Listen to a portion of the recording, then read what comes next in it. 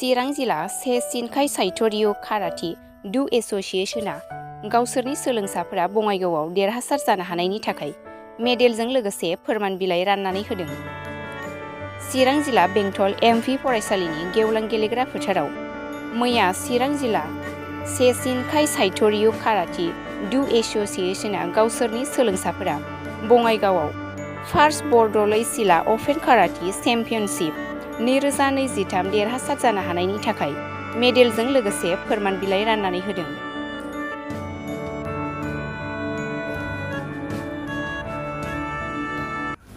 Karate नोङो बबे जायगायाव गेलेनानै मा मोनबोनाय जादोंमोन? फार्स्ट बर'ड'लै जिल्ला अपेन काराटे चेम्पियनशिप बङाइगाव 2023। मा मोनदोंमोन नोङो? सिलभार आरो ब्रन्ज मोनदों। गोसोखौ माबायदि मोनदों? मोजां मोनदों। खनबेसे बेबायदि सिलभार आरो ब्रन्ज मेडेलफोरखौ मोननो हाखो? मेरला गोबाङानो गेलेबाय। मा जायगायाव गेलेखो सिगां? गुवाहाटी आरो बङाइगाव, मासपारा एलपि स्कुल, ओमफ्राय दाखालि बङाइगाव बर'ड'लै जिल्ला, ओमफ्राय Guwahati. Gold medal? Gold medal औ मोनबाय। मोनबेसे मोनखो गल्ड मेडेलखौ? मोनसे।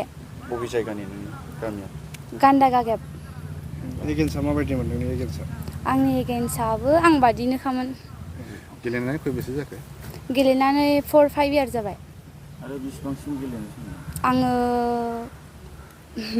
आंनि कलेज लाइफआ बेसेबां थांगोन आं बेसेबां गेलेलांबाय थागोन। सोरनिफ्रायबा माबाफोर मदद लुबैयो नामा ना गावनि आन्था थोजासे दङ? आंनि आन्था थोजासे दङ। ओरैनो एकाडेमि माने ट्रेनिं बायदि लानाय हिसाबै अबेयावथो सोलोङो नोङो जेनेबा? आङो बेंटल एमबि स्कुल क्लाबाव सारदिङाजों गेलेयो। उनाव मा जानो सानदों गेलेनानै?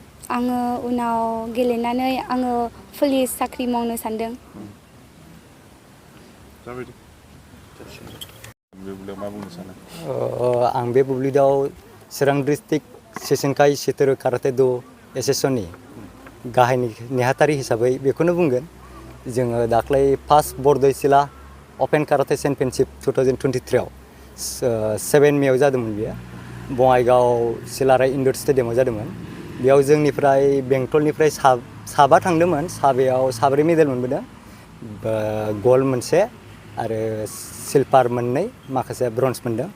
तारपिছত जोंनि चिरां डिस्ट्रिक्ट सेइशिनकाइ Shito-Ryu काराटे Do-Associationनि जानानै टटेल जोंनियाव चिरां जिल्ला हिसाबै 39टा मेडेल्स मोनबोदों। सोरबा ब्रन्ज, गल्ड बिदिनो टाउनशिप आरो गसाइगामि बेंटल क्लाब बेखिनियाव जोङो 39टा मेडेल मोननो हादों आरो। मोनबेसे क्लाब दं?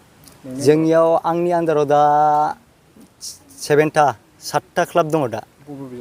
दा फार्स्ट जाबाय आरसिसि क्लाब थालिगाव, बेनिफ्राय दा मोनसे सोलिगासिनो दा गोदान मा होनो बड' हाउस मोनसे दङ मेनन स्कुल खाथियाव, बेनिफ्राय गसाइगामि, ओमफ्राय बेनिफ्राय फुथिनालियाव मोनसे दंमोन, ओमफ्राय बलांगुरि एकाडेमि, ओमफ्राय जों साफागुरि लिटिल फ्लावारावबो जानो थांगासिनो। सोलोंगिरिफोरखौ माबायदि मोननो हायो? सोलोंगिरिफोरखौ बिदिनो जोङो माखासे जोंनि फोरोंनायनि सायावबो मोननो हायो। जेरै ससियेल मिडियायाव माखासे फार्स्ट जों इउथ आसाम अलिम्पिक गेम्सआव गेलेहोदोंमोन सासे रैसुमै बसुमतारी। बिनि गेजेरजोंबो निउस मिडियानि दारै होनाय जादोंमोन। बेयाव जोंनाव बहुद कन्टेक्ट फैदों, बहाय फोरोङो, बबे क्लाबाव फोरोङो, आरो जोंनि कन्टेक्ट नाम्बारखौ होदों। आरो बेनि थ्रुयैनो जोंनाव माखासे स्टुडेन्टफ्रा फैयो आरो। बे खेलानि गेजेरजों मा बेनिफिट्सफोर दङ जेनेबा देहायारि आरो थांना थानायनि थाखायबो उननि समाव माबायदि? देहायारियाथ' फिजिकेला थ्रुयै बे बेमार आजाराथ' जाखायानोसै बेबायदि जुदि दैलि हार्डलि प्रेक्टिस खालायोबा। जोंथ' फोरोंगुरु हिसाबै जोंबो खालायगासिनो आरो खस्थ' खालायो, जोंबो फोरोंबाय थागासिनो। दा गथ'फ्रा जेसेबां हायो गेलेगासिनो माखासे, ओमफ्राय देहाफ्रा स्ट्रं थायो बिदिनो। आरो बेनि बेनिफिटआ जाहैबाय जोंथ' दा केरियार दानो थाखाय जोंना सेइशिनकाइ Shito-Ryu काराटे Do-Association न, बेयो जोंनि चिरां डिस्ट्रिक्टनि, बेयो मोनसे स्कुल। बेनिफ्राय स्पर्ट्स लाइन बे अफिसियेल गेमाव गेलेनो थाखाय जोंहा चिरां जिल्ला स्पर्ट्स एस'सिएशननि थ्रुयै थाङो। बेयाव बिनि गेजेरजों बेनिफिट मोनो माखासे। जुदि नेसनेल गेम्सआव गेलेनो हायोबा आसाम सरकारा साख्रि होनायनि खोथा होदों, आरो सोरखौबा DSP खालायदों, मेगनजोंबो नुबाय माखासे।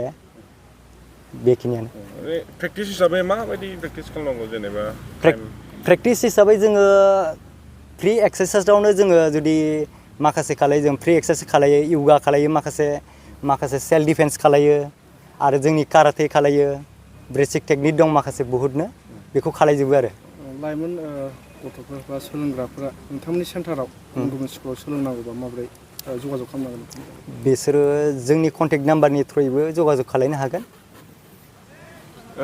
बे ओनसोलनि लाइमोनफोरखौहाय ट्रेनिं लानो थाखाय माबा मोनसे खावलायहरगोन नामा आं बे ओनसोलनि लाइमोन सेंग्रा सिख्लाफोरखौ खावलायहरो बेखौनो जाहाथे गाज्रि लामाजों आगान सुरा जे बिदिनो गामि एरियायाव माखासे बुस्थु निसा बुस्थु जानानै लोंनानै गोदोसोनानै थायो बेनिफ्राय बारग'नो थाखाय नोङो खेला दुलायाव एक्टिभ जायोमोनबा टाइम पास खालायनो हायो खेला गेलेनानै काराटेल' नङा अनेक खेला दङ नोङो काराटे साबाय बिदिनो स्पर्ट्सनि थ्रुयै आरो बेलेग दङ आर्ट्स लानो हागोन डान्स लानो हागोन बिजों नोङो लाइमोन समखौ बारग'हरनो हायो आरो जुदि बेफोराव जुदि एक्टिभ गैयाबा माखासे गाज्रि सासेनि थ्रुयैनो सोरबा सासे गाज्रि जानाय निसा जाग्राजों लोगो जायोबानो बेबो उन थांफानो बांद्राय गोबाव नाङा आरो बेखायनो जुदि गाव जुदि टाइमखौ बारग'होनो थाखाय जुदि बेफोराव एक्टिभ जानानै थायोबा बासायनो हायो आरो गाव गावनि माबाखौ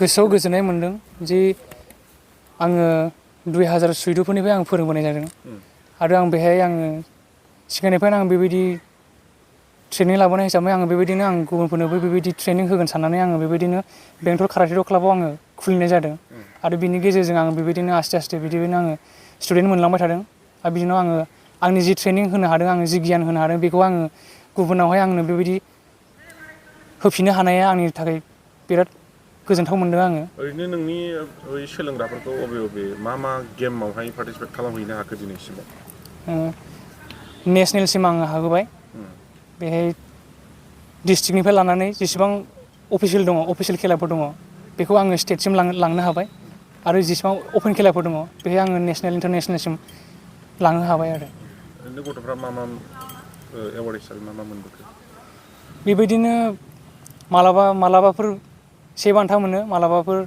बिदिनो सेकेन्ड प्राइज मालाबा थार्ड प्राइज मोनो मालाबा बेबायदिनो मोननै गाहाम मोनो बेबायदि गावसिनि हानायमानि बेबायदिनो नाजानायजों बेबायदिनो मोनबोयो आरो बङाइगाव जानाय खेलायाव साबेसे मोनबोनो हादोंमोन बङाइगाव जानाय खेलायावहाय 4 मोनबोनो हादों मा मेडेल मेडेला गल्ड दङ आरो सिलभार दङ आरो ब्रन्ज दङ